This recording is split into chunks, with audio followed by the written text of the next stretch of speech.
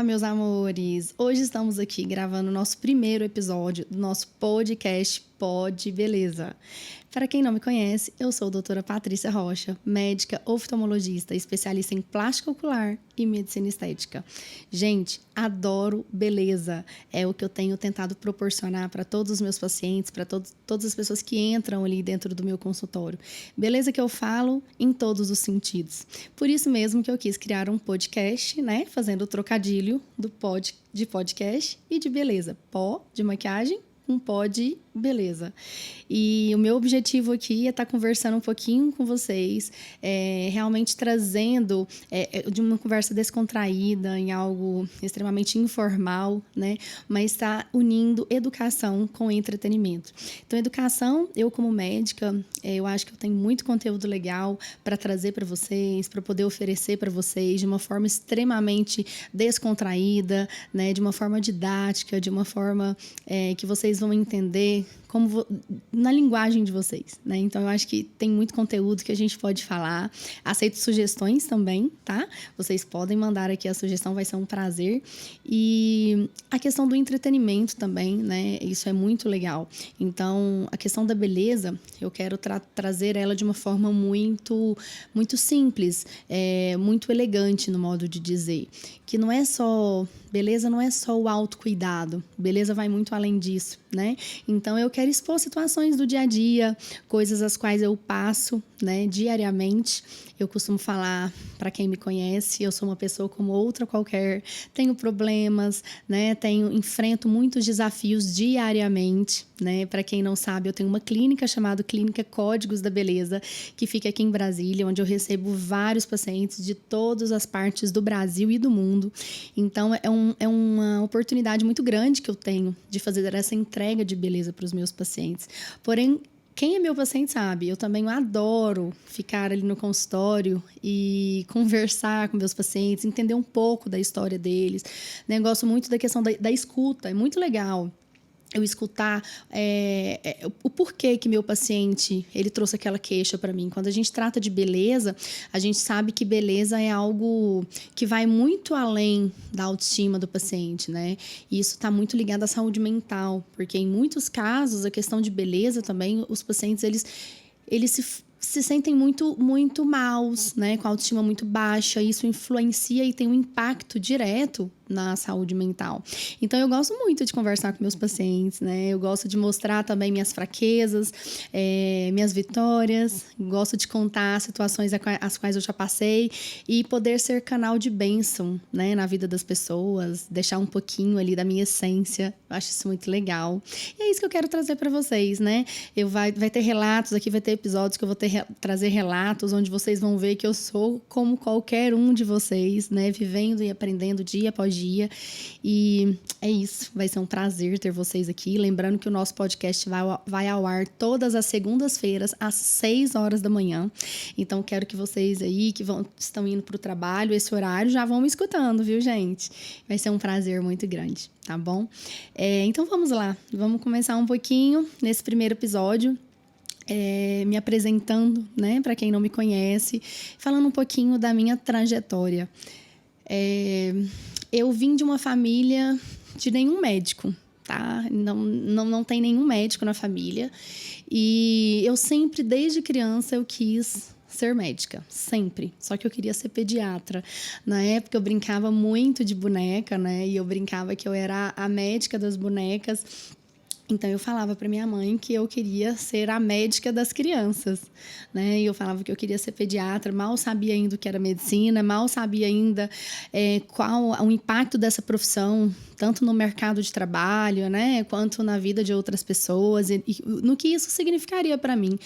Eu sou de 85, é uma época muito diferente da que a gente vê hoje em dia, né? Hoje em dia as crianças já nascem ali com acesso à internet, enfim. Eu não tinha isso, né? Pensa, uma criança ali de 5 aninhos, estava ali nos anos 80, 89, enfim, 90, a gente não tinha acesso a nada disso, né? Então, a gente brincava mesmo, era com brinquedo, era com boneca, era no quintal de casa. Então, era algo assim que eu me encantava muito pelo cuidado com o outro. Aliás, essa sempre foi uma dos meus maiores qualidades, né? Eu sempre gostei muito de cuidar das pessoas que estão ao meu redor, de poder ser bênção, como eu sempre falo, né? Na vida das pessoas. E assim eu fui. Sempre fui a primeira da sala, sempre estudava muito. Minha mãe conta uma história muito engraçada, que quando acho que eu tinha uns 8 aninhos, e eu sempre tirava 10, gente, era impressionante, sério, sempre. A minha menor nota era 9,5 na escola. E aí, quando foi um dia, eu cheguei em casa chorando, aos prantos, chorando. E minha mãe falou assim, minha filha, o que aconteceu, pelo amor de Deus? Eu falei, mãe, eu tirei 8 na prova. Jesus, pensa, eu tinha 8, 9 anos, tirei 8, eu chorava, porque eu tava chorando porque eu tinha tirado 8, pensa. Então, eu sempre fui muito estudiosa, eu sempre fui meio nerd mesmo, né? Eu sempre fui a primeira da sala. E sempre fui muito focada no meu objetivo. Eu sempre falei que eu queria ser médica. E quando eu entrei no 2º grau, eu estudei numa das melhores escolas de Goiânia. Eu nasci em Goiânia, sou goiana. Eu hoje moro em Brasília há mais de 20 anos. Eu me formei aqui, mas eu nasci em Goiânia mesmo. E lá eu estudava numa das melhores escolas, assim, direcionadas para as pessoas que queriam entrar na faculdade de medicina. E eu me lembro, eu fui diagnosticada com enxaqueca, gente. Desde os meus 9 anos de idade eu tenho enxaqueca. Então, para mim, era muito difícil lidar com isso no meu dia a dia. Então, já me internei várias vezes por enxaqueca, enfim. E realmente enxaqueca. Fiz todos os exames, nunca deu nada. Só que isso me impactava muito na minha vida de uma forma muito direta, sabe? Eu não conseguia sair, eu não conseguia estudar. Então, quando eu tinha crises, era horrível, né? Quando foi, eu estava no 2º ano, na verdade, no 3º bimestre do 2º ano, eu prestei uma prova, meu pai falando, minha filha, presta para odonto. Eu falava, pai, mas eu quero fazer medicina, como assim odonto? Né? Eu falava, nunca passou pela minha cabeça, dentista, nada contra, é uma profissão belíssima, tá, gente? Mas era aquilo que eu não me enxergava fazendo. E meu pai falava, minha filha, medicina, você vai ser médica, você é mulher, vai ser mãe, vai ter o esposo. Então, é uma profissão que exige muito, né? Eu e meu pai sempre fomos muito ligados, sempre fomos muito amigos. E meu pai me aconselhava muito nesse sentido. E eu não estava mais aguentando as crises de enxaquecas que eu estava tendo ali no 2º ano, do 2º grau. E eu peguei e prestei num vestibular de odontologia. Passei em primeiro lugar, não tinha concluído ainda o 2º ano, né? Nem o 2º grau, obviamente. E na época eu lembro que era o Rubão, quem é de Goiânia vai lembrar do Rubão, que é a escola WR, muito famosa, muito conhecida. E o Rubão me chamou, falou, Patrícia, a gente vê que a gente está acompanhando diariamente você, que realmente com a questão da enxaqueca é muito ruim, você às vezes tem que sair mais cedo, e você já passou de ano, eu já tinha passado de ano, não tinha nem concluído o ano. Tenta, vai fazer odonto, vai que você gosta. Se você não gostar, você volta, né? Faz cursinho, enfim, e volta para medicina. E assim eu fiz. Falei, você quer saber? Aí o que acontece? Naquela época, hoje eu nem sei se tem isso mais hoje, mas antigamente tinha uma prova que a gente prestava, eu não tinha concluído ainda o 2º grau. Eu tinha concluído só o 2º ano, né? Faltava o 3º ano eu cursar ainda. Mas tinha uma prova que eu fazia, e se eu passasse nessa prova, eu tinha o meu certificado ali de conclusão do 2º grau e poderia ingressar na faculdade. E eu fiz a prova e, obviamente, graças a Deus, eu passei e fui fazer a faculdade de odonto. Gente, eu detestei. É muito engraçado, né? Quando você não se vê num lugar. É impressionante. Eu sempre me via como médica, eu não me via fazendo outra coisa. Apesar de não saber ainda o que era medicina, mas é engraçado. Eu realmente não me enxergava de outra forma. Comecei a fazer odonto. Depois de 6 meses, eu cheguei no meu pai. Só que na faculdade que eu estava fazendo, a gente tinha que ir adquirindo os materiais de odonto aos poucos. E é caríssimo. Quem fez odonto, quem faz, enfim, sabe disso. Muito caro. Então, o investimento financeiro ele foi alto, né, dos materiais. Com 6 meses, eu cheguei no meu pai e falei, pai, então... eu não quero odonto, eu quero fazer medicina. Meu pai falou, minha filha, é o seguinte, eu só deixo você largar o curso se você vender todos os materiais que a gente comprou, porque o dinheiro foi muito alto, enfim. Falei, pai, sem problema. Gente, ele me falou isso num dia. Eu juro por Deus que eu acho que 3 dias depois, no máximo, acho que nem isso, chegou.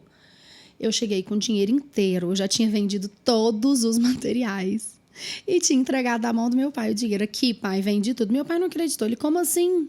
Como assim? Você falou comigo antes de ontem? Eu sempre fui muito focada, eu sempre fui muito determinada. Então, eu sempre estabeleci focos e metas na minha vida.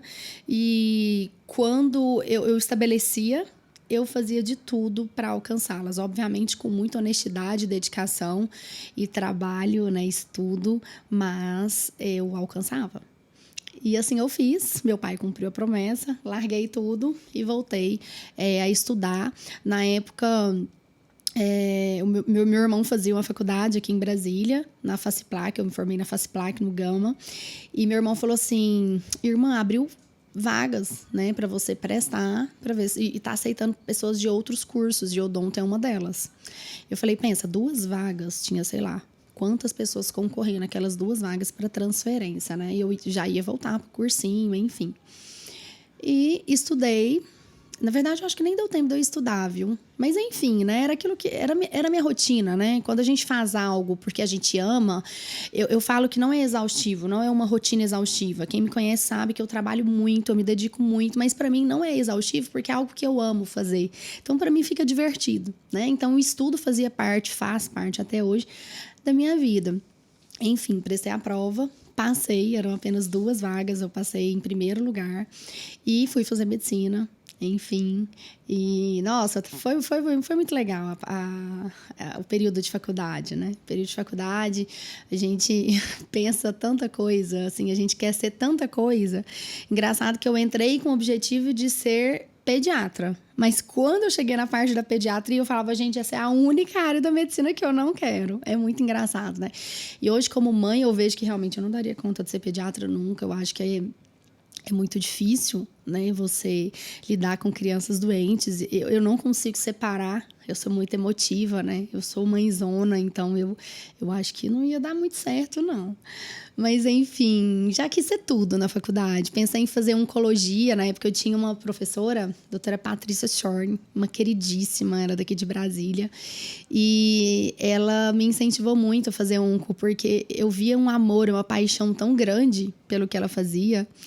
Mas, enfim, desisti. Também vi que depois eu não ia dar conta muito de lidar com essa parte da doença. Sempre gostei muito da questão de beleza, de estética, de autoestima, de autocuidado. Sempre achei isso fantástico.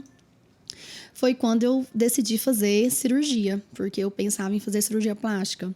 Aí meu pai, mais uma vez, fala, minha filha, não faz isso. Pelo amor de Deus, cirurgiã, até você conseguir se estabelecer como cirurgiã plástica, você vai ser cirurgiã geral, vai ser muito plantão, vai ser muita dedicação, vai ser muitas noites fora de casa, e você vai casar, ter esposo, filho, enfim, aquela mesma história que meu pai vinha e eu falava, pai, mas é o que eu amo. Aí ele falou assim, por que? Meu pai, gente, olha que engraçado. Meu pai falou, por que você não faz oftalmo?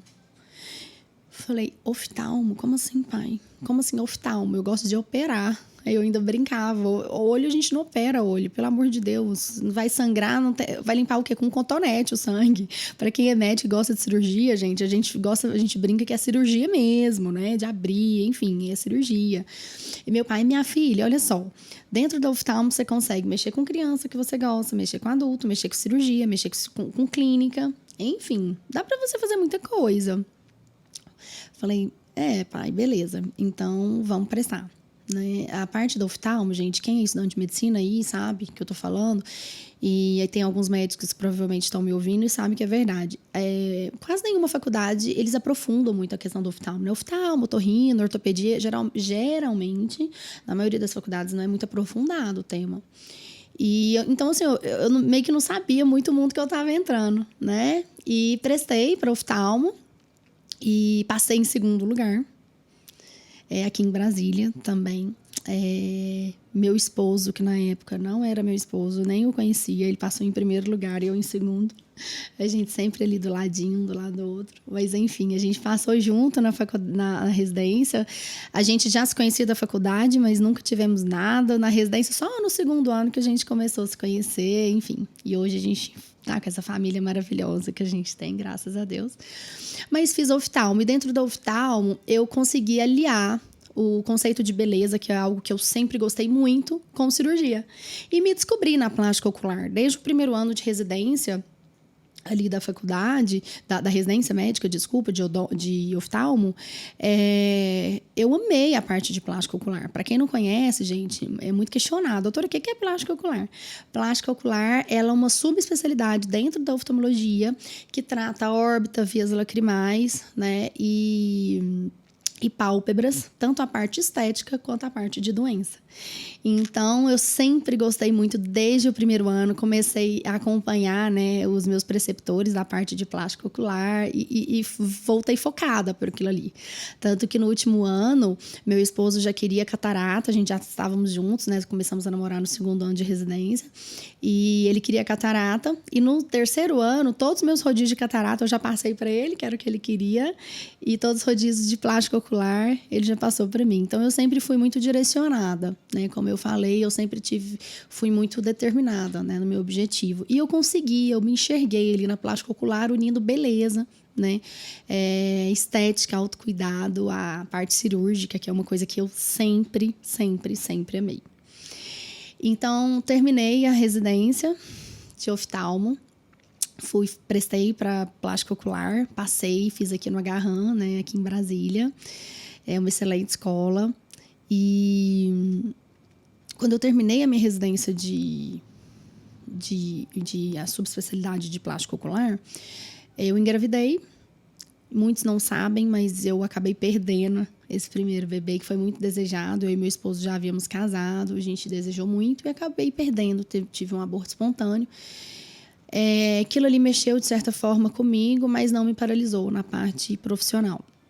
Comecei, assim que eu terminei, eu fui chamada para trabalhar numa clínica muito grande, de renome, super conhecida aqui em Brasília, que é a Oftalmed, a qual eu tenho bastante orgulho, né, por falar que eu fiz parte do time ali da plástica ocular, onde eu tive grandes aprendizados, né, com uma menina que acabou de sair da residência, enfim, aprendi muito, muito. E trabalhei lá, eu acho que por 8 anos, uma coisa assim. E eu sempre comecei a fazer cursos, sabe? Buscando o que assim, tinha de melhor, né, lá fora, para estar acrescentando no meu dia a dia, no meu consultório. Eu estava um pouco insatisfeita, porque quem é médico entende que essa parte do convênio é uma coisa que mata a gente, né? Para vocês que não sabem, gente, eu sei que muitos de vocês ficam indignados, falam, meu Deus, eu pago sei lá quantos R$1.000 de convênio e para quase nenhum médico atender. Gente, tinha convênio que me pagava numa consulta R$17 uma consulta. Então, às vezes, a gente não entende por que um médico de convênio, né, te atende tão rápido, às vezes. Não dá atenção que você deveria, que você precisaria mesmo, com certeza. Porque, infelizmente, hoje em dia, o médico que trabalha para convênio acaba ganhando mesmo em produtividade, né? Então, isso é muito triste, é uma realidade, mas é uma realidade, tá, gente? É uma realidade triste. Até que eu cheguei ao ponto que eu falei assim, gente, eu me recuso a dar essa entrega para os meus pacientes. Eu não quero isso. Eu me recuso. Vou começar a atender no particular. E vou parar de fazer a parte de doença, de pálpebra, né? Vou começar a ficar mais voltada para a parte estética, que era o que eu realmente gostava. Que eu sempre gostei, né? De operar pálpebras, enfim, mexer com a autoestima do paciente, isso é algo muito lindo, né? Foi quando eu comecei a dar essa mudança de chave na minha vida. Só que nesse momento aconteceu uma situação, me desculpa, porque às vezes toda vez que falo nesse assunto eu realmente emociono. Muitos já conhecem a minha história, muitos já conhecem, já teve um pouquinho, já ouviu eu falar um pouquinho, né? Porque eu sempre falo, Deus, eu quero ser canal de bênção e enquanto vida eu tiver, eu vou falar dessa história para servir de motivação para outras pessoas, sabe? Eu acho acho que é muito lindo a gente poder ensinar com situações as quais a gente já viveu, né? E que traz crescimento, maturidade. Nesse momento, eu já tinha tido minhas 2 filhas. Eu já estava super feliz ali com a minha família, né? Já estava com a minha família formada. Manuela estava com 2 aninhos. Beatriz estava recém-nascida, com 20 dias. E eu peguei uma infecção no parto da Beatriz. E eu não sabia. E 20 dias após a Beatriz nascer, eu tava em casa ali, brincando com a Manuela, gente, no chão. Eu lembro como hoje, era dia dos namorados. Meu esposo tinha me ligado, falando, amor, hoje nós vamos sair. As meninas vão ficar com a minha mãe, com a sua mãe. Minha sogra tava lá em casa. E nós vamos sair. Dia 12 de junho, eu lembro como hoje. Eu senti uma dor, gente, tão horrorosa, que eu não sei falar pra vocês. Assim, muito pior que a dor do parto, muito pior do que tudo que eu já vi na minha vida. Simplesmente o meu útero explodiu dentro de mim. Simplesmente assim, meu útero cheio de pus explodiu dentro de mim. Eu não tive nada. Muita gente me pergunta, Patrícia, como assim? Você não teve febre? Você não tive nada, gente. Nada, absolutamente nada. Para não falar que eu não tive nada... quando eu estava urinando, estava saindo uma secreção esverdeada e não tinha cheiro, não tinha nada que me levava a pensar que era pus. E meu esposo, ele é oftalmo também, mas ele também é médico legista, ele vê muito essa questão, ele falava, amor, acho que é loco, de cesárea, enfim. Só isso, mas não tive dor, não tive nada. Só nesse dia que realmente eu tive uma dor estrondosa. Vocês logo vão entender o porquê que eu tô contando essa história, né? Na parte da minha trajetória profissional, porque isso teve um impacto, assim, de uma forma direta na minha profissão. Eu lembro que, assim, eu sempre sou muito, muito forte pra dor, gente. Eu lembro quando minhas filhas nasceram, a Manuela nasceu 1h da manhã. Ela foi para UTI. Não tive nenhuma das minhas filhas comigo. As 2 foram para UTI. Então, eu não tive aquele golden hour, né? Quando o bebê nasce, vem para a mãe. Não tive isso. E Manu foi para UTI 1h da manhã. Eu pari cesárea. 1h da manhã. 7 horas depois, às 8h da manhã, eu estava subindo e descendo escada, andando normalmente. Minha mãe ficava louca. E eu falava assim que era por conta da adrenalina. Eu estava assim, tão atordoada com minha filha na UTI. Mas, enfim, eu sempre fui muito forte pra dor. Pensa ali, eu com 7 camadas costuradas, né, da cesárea. E eu não andava encurvada, nada, gente, 0. E da Beatriz foi a mesma coisa. Então, quando eu senti essa dor ali, sentada no chão, dia 12 de junho, foi de 2018, eu não conseguia andar, botar o pé no chão. Aí, meu marido falou assim, amor, isso não tá normal. Você não é assim pra dor. Eu falei, não, tá tudo bem, tá tudo certo. Tá tudo bem. E ele falou assim, não tá tudo bem. Aí eu falei, não, vamos ficar observando. Fiquei 2 dias ainda assim, gente, sentindo dor. 2 dias. Quando foi no 2º dia, ele falou assim, olha, deixa eu te falar. Ou você vai agora no médico ou eu vou te levar, porque não tem cabimento. Aí foi quando eu liguei para uma amiga minha, ela tem uma clínica de radiologia, né? E ela pegou e falou, Paty, vem aqui que eu vou fazer um ultrassom em você, um transvaginal. Quando ela passou ali o transdutor, gente, transvaginal, ela tentou, assim, transparecer calma, mas ela não conseguiu, não. E ela falou assim, Paty, é o seguinte, me coloca em contato com a sua obstetra, que eu preciso falar com ela, e eu preciso que você vá para o hospital agora.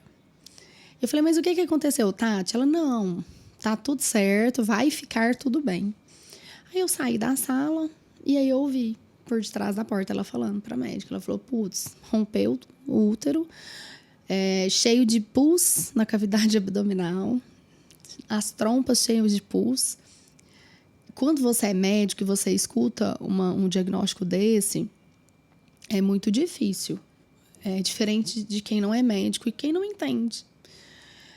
Eu tava com 21 dias de parida, gente, num puerpério, com uma recém-nascida em casa. Eu cheguei a despedir das minhas filhas. Eu lembro como hoje eu subi no elevador de casa com a minha mãe, que meu esposo desesperou, vamos pro hospital. Eu falei, não, eu vou despedir das minhas filhas. Que história é essa? Eu falei, eu vou despedir das minhas filhas. E eu fiz minha mãe me prometer que ela ia cuidar das minhas filhas por mim. Então, foi um momento muito difícil, mesmo. Foi um momento muito delicado, Porque quando você é médico, você consegue entender a gravidade, né? O seu prognóstico. Tive muito medo, assim, mas Deus estava comigo em todo momento, né? Beatriz tinha 21 dias de vida. Eu me preocupei muito porque eu sempre tive muito leite. Sempre. Meu marido fala que eu sou vaca leiteira, que vaca holandesa perde para mim, do tanto que eu dava leite. Ó, pra vocês verem, eu amamentava a Beatriz, amamentava meu sobrinho e ainda doava leite pro banco de leite aqui em Brasília. E agora? Eu só passava isso na minha cabeça. Gente, eu tô indo pro hospital. E agora? Como que eu faço para voltar, para minha filha amamentar? Como que eu que sempre ajudei tantas crianças, né, com leite, e minha filha vai ficar com que leite? Naquele dia de manhã, o Corpo de Bombeiros tinha passado lá para buscar o leite, né, da doação. Eu lembro como hoje, aqueles frascos ali da Nescafé, enorme.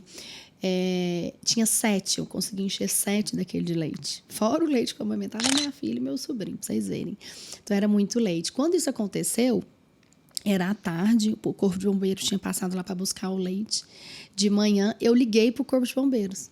E eles falaram, peraí, deixa eu ver aqui. Entrou e viu que meu leite ainda não tinha sido pasteurizado. E eles falaram, Patrícia, pode buscar o leite seu, voltar aqui e buscar que ele não foi pasteurizado. Gente, Deus é tão lindo que foi esse leite na doação que sustentou minha filha enquanto eu estava no UTI. E fui pro hospital, perdi o útero.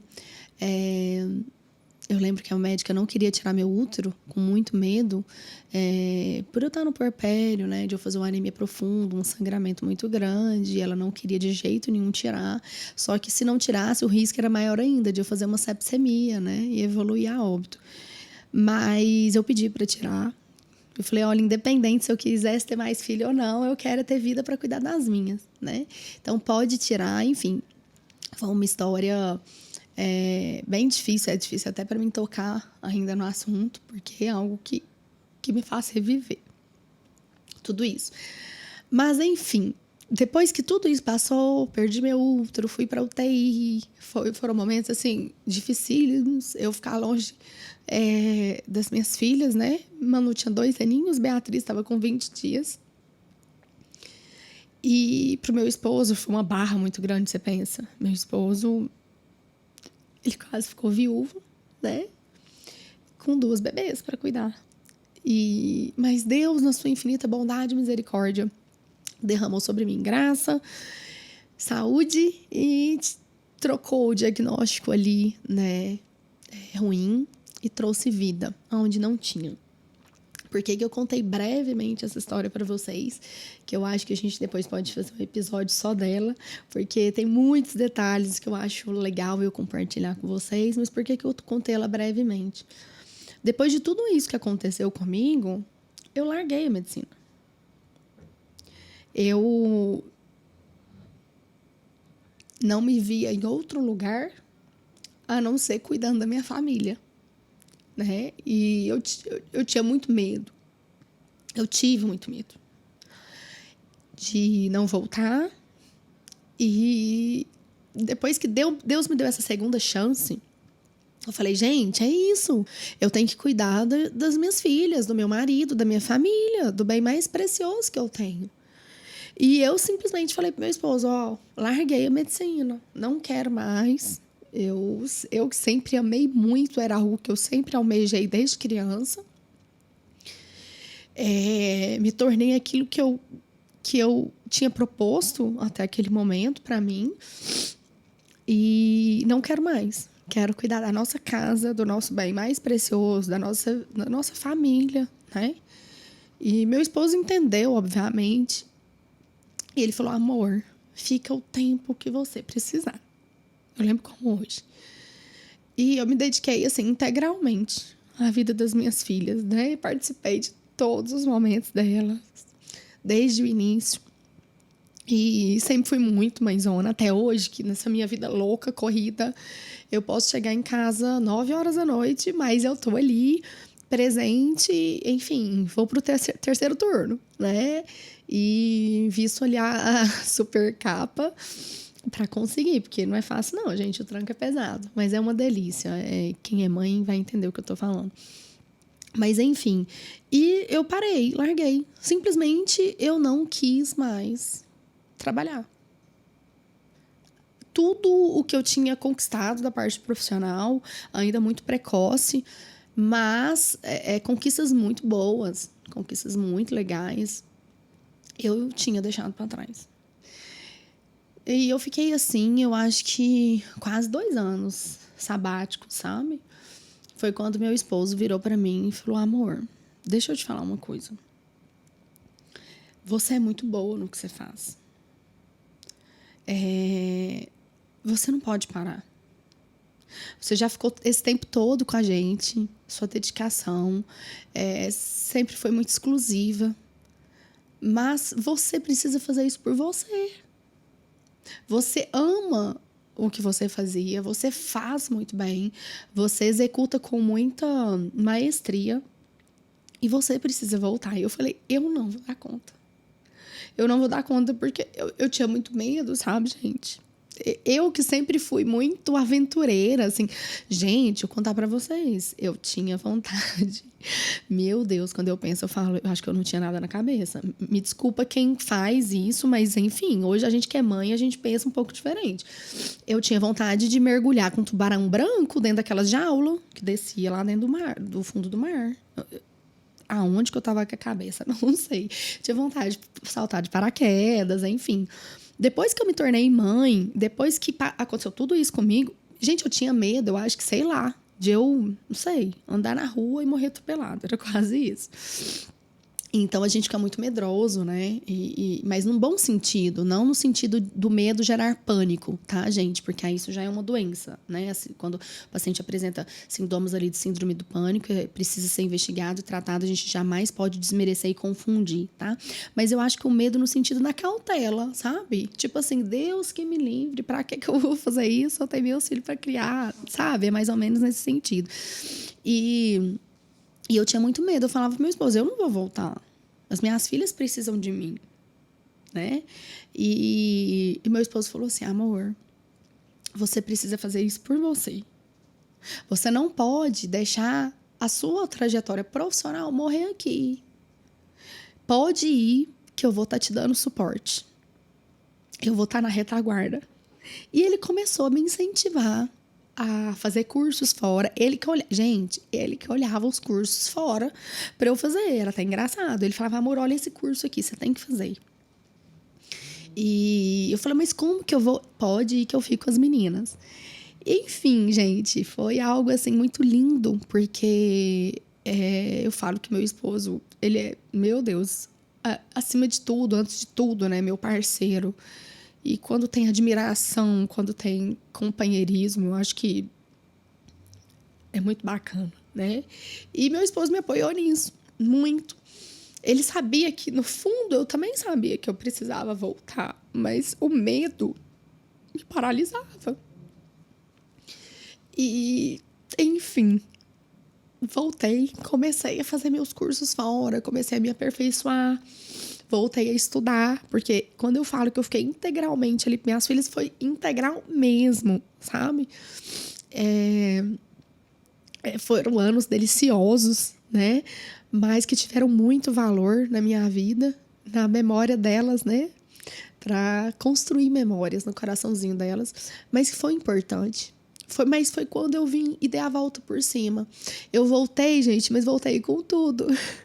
Eu que fiz esses anos todos parados, comecei a voltar fazendo cursos, né? E me aperfeiçoando naquilo que ninguém mais se aperfeiçoava aqui em Brasília. Então, por exemplo, na parte da plástica ocular. Eu sentia muita falta, por exemplo, no meu consultório, quando eu voltei a atender, eu tinha muitos pacientes que, por exemplo, tinha indicação de fazer cirurgia de pálpebras, mas não queria operar. Falava, doutora, mas morro de medo de operar. Não quero fazer cirurgia.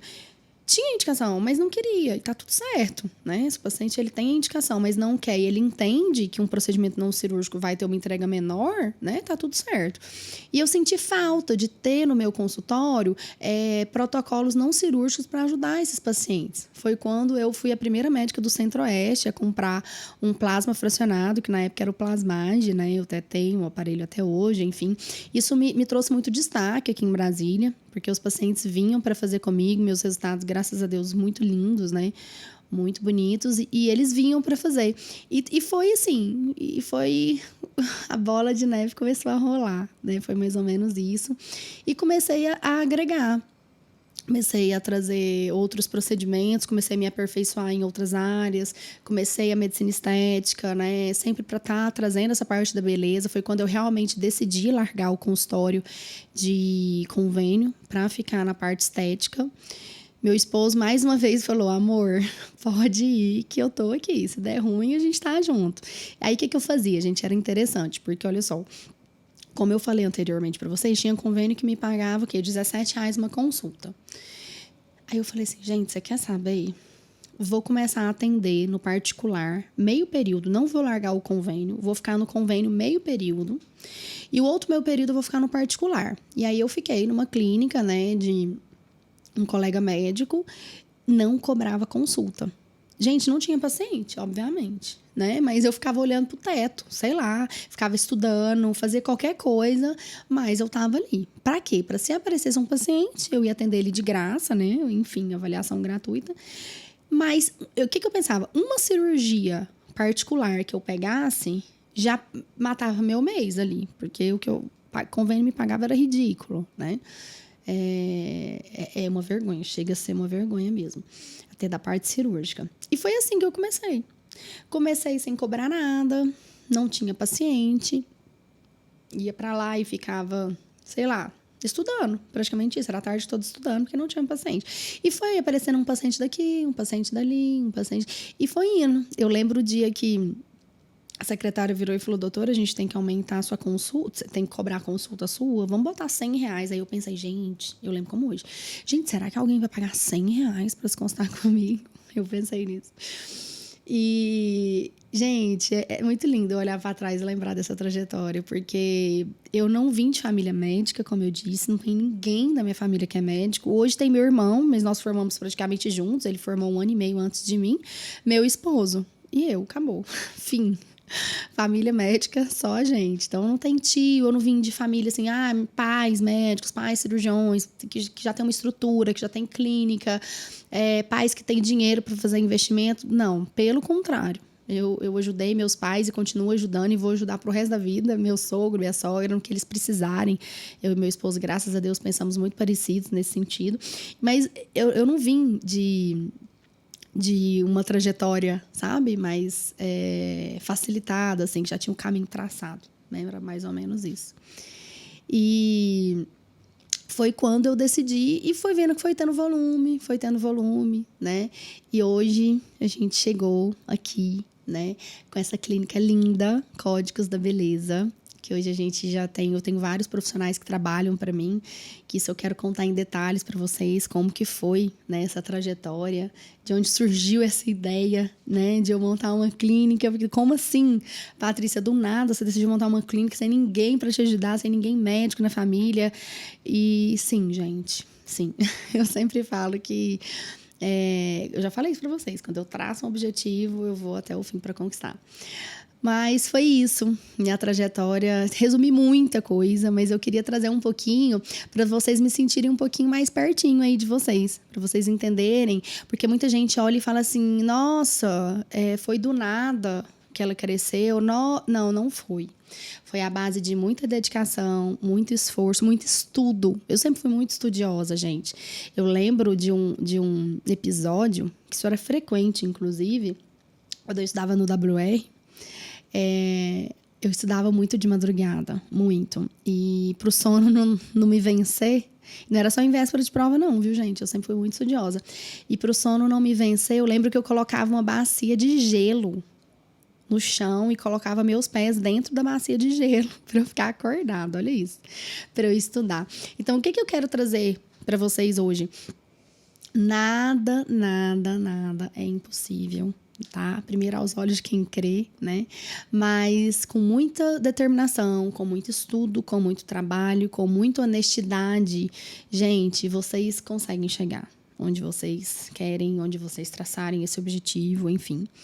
Isso é muito legal, né? A gente frisar que a gente só consegue chegar num determinado lugar com honestidade. Porque se não é, logo, logo você vai cair daquele lugar. Então, foi com muito trabalho, dedicação e honestidade que eu cheguei até aqui.